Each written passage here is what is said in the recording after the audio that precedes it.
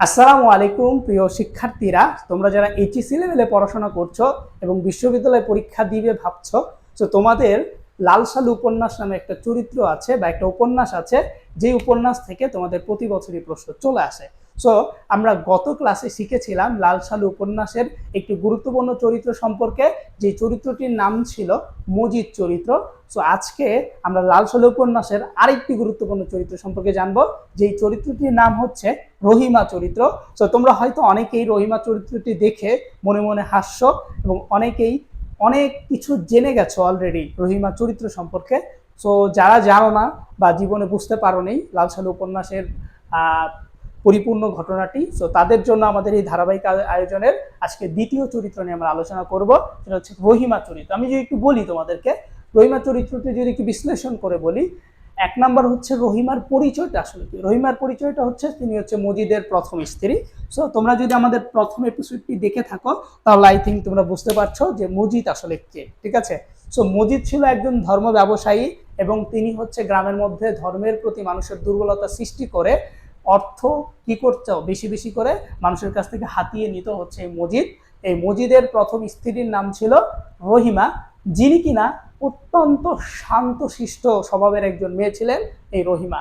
এবং রহিমা ছিলেন মজিদ যেই অঞ্চলে কে করেছেন একটা মাজার প্রতিষ্ঠা করেছিলেন, মহব্বতনগর অঞ্চল বা মহব্বতনগর গ্রাম, এই গ্রামের মেয়ে ছিলেন আমাদের চরিত্রের নায়িকা রহিমা। অর্থাৎ রহিমা হচ্ছে মজিদের প্রথম স্ত্রী।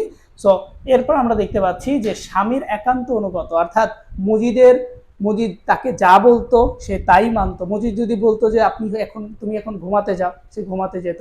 মজিদ যদি বলতো যে হচ্ছে গ্রামের সবাইকে দাওয়াত দিয়ে নিয়ে আসো, যে মাজারে আসতে হবে, সো সে তাই করতো। হ্যাঁ, এবং স্বামীর গৌরবে গর্বিত ছিল সে। অর্থাৎ সে তার স্বামীকে প্রচন্ড পরিমাণে ভয় পেত এবং সম্মান করত, যে তার স্বামী হচ্ছে মাজারের একজন খাদেম, যিনি কিনা হচ্ছে মাজার পরিচালনা করে। এবং এই জন্য সে তার স্বামীকে নিয়ে খুবই গর্ববোধ করতো যে আমার স্বামী হচ্ছে ভালো মনের একজন মানুষ, যিনি কিনা মানুষের সবসময় সেবা করেন, বাট সে পরিপূর্ণ ব্যাপারটা জানতো না। যাই হোক, আমরা তৃতীয় শেষ চতুর্থ দেখছি যে লম্বা চওড়া এবং শারীরিক শক্তি সম্পন্ন। এবং রহিমা ছিল অত্যন্ত মোটা প্রকৃতির একজন লোক। এবং এই রহিমা কি করছিল, একদিন উঠান দিয়ে হেঁটে যাচ্ছিল, তখন ঠাস ঠাস শব্দ হচ্ছিল উঠানের মধ্যে। তখন মজিদ তাকে উদ্দেশ্য করে বলেছিল, মাটিরে কষ্ট দেওয়ান গুণা, মাটিরে কষ্ট দেওয়া ঠিক না, মাটির উপর আস্তে আস্তে হাঁটবা, মাটির কষ্ট দিলে কি করবে। অর্থাৎ সে বলতেছিল যে মাটির উপর কি করা, এরকম ধাপ ধাপ করে হাঁটা ভালো না, মাটির উপর কি করতে হয়, আস্তে আস্তে হাঁটতে হয়, কারণ মাটিও কষ্ট পায়। এটা সে রহিমাকে উদ্দেশ্য করে বলেছিল। এবং রহিমা কতটা মোটা ছিল এবং সে কতটা শক্তিশালী সম্পন্ন ছিল, যেটা কিনা আমরা এই কথাটির মাধ্যমে বুঝতে পারলাম। এরপর আমরা দেখতে পাচ্ছি লেখকের মতে রহিমা হচ্ছে ঠান্ডা এবং ভীত প্রকৃতির মানুষ। আমি যেটা অলরেডি আগেও বলেছি যে রহিমা অত্যন্ত ভীতু প্রকৃতির লোক এবং সে ছিল অত্যন্ত ঠান্ডা স্বভাবের একজন মানুষ। এরপর আমরা দেখতে পাচ্ছি তার মন স্বামীর তুলনায় বিপরীতমুখী। তার স্বামী যেমন ধর্ম ব্যবসা করত, তার স্বামী যেমন ধর্ম অন্ধবিশ্বাসটা মানুষের মধ্যে ছড়িয়ে তাদের থেকে অর্থ কি করত, নিয়ে নিত, কিন্তু সে তার বিপরীত ছিল। সে মাজারকে অত্যন্ত সম্মান করত এবং মাজারকে অত্যন্ত ভয় পেত। এরপর আমরা যেটা দেখতে পাচ্ছি সেটা হচ্ছে খোদাকে ভয় পায় এবং সে মাজারকে ভয় পায়, যেটা কিনা আমরা অলরেডি বলে ফেলেছি।